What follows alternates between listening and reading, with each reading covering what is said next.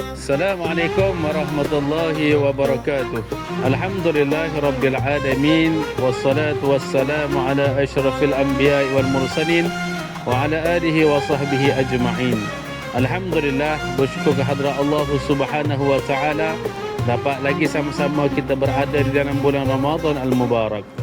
Tuan-tuan dan puan-puan, muslimin muslimat rahimakumullah. Pada hari ini saya akan berkongsi dengan tuan-tuan dan puan-puan berkaitan dengan puasa dan kesihatan hati. Hati merupakan bahagian terpenting dalam diri manusia. Ia bagaikan raja yang mampu menggerakkan seluruh jenteranya. Dari hati seluruh anggota badan lainnya akan mengambil keteladanan baik dalam ketaatan atau penyimpangan. Di hati inilah dua potensi, keinginan akan saling menolak dan berlawan antara satu sama lain, iaitu potensi mengajak kepada kebaikan atau kejahatan, ketaatan atau kemaksiatan, kecintaan atau kedengkian. Oleh kerana itu, hati disebut qalbun di dalam bahasa Arab, kerana sifat hati itu litaqallubihi, yakni cepat berubah dari satu keadaan kepada keadaan yang lain. Semua itu bergantung kepada nutrisi yang diserap ke dalam hati kita.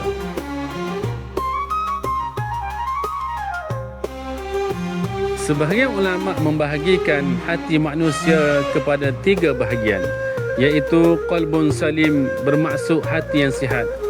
Yang kedua, qalbun mayyit, hati yang mati. Dan yang ketiga, qalbun marid, hati yang sakit. Ketiga-tiga kategori hati ini sangat bergantung kepada nutrisi yang diberikan kepada hati kita. Di bulan puasa ini kita dilatih untuk melakukan proses tazkiyah nafs, menjaga hati dengan memberikan nutrisi yang terbaik serta menjaganya daripada penyakit yang merosakkan.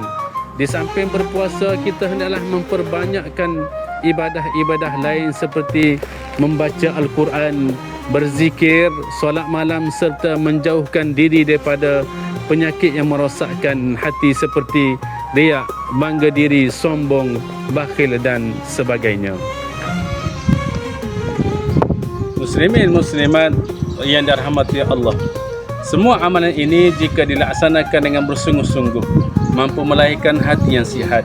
Dengan hati yang sihat, jiwa akan selalu memberikan potensi yang baik dan bergerak kepada hal-hal yang baik dan positif. Seseorang yang berpuasa harus mampu mempertahankan kesihatan hatinya dan menyuburkannya dengan cahaya keimanan serta mampu mengobati hatinya jika ia sakit. Justru itu, marilah sama-sama kita memanfaatkan bulan Ramadan al-Mubarak ini dengan melipat kali gandakan amal-amal ibadah yang sepatutnya. Moga-moga Allah mengampuni segala dosa-dosa kita. Sekadar itu sahaja. Sekian, wabillahi taufiq wal hidayah. Wassalamualaikum warahmatullahi wabarakatuh.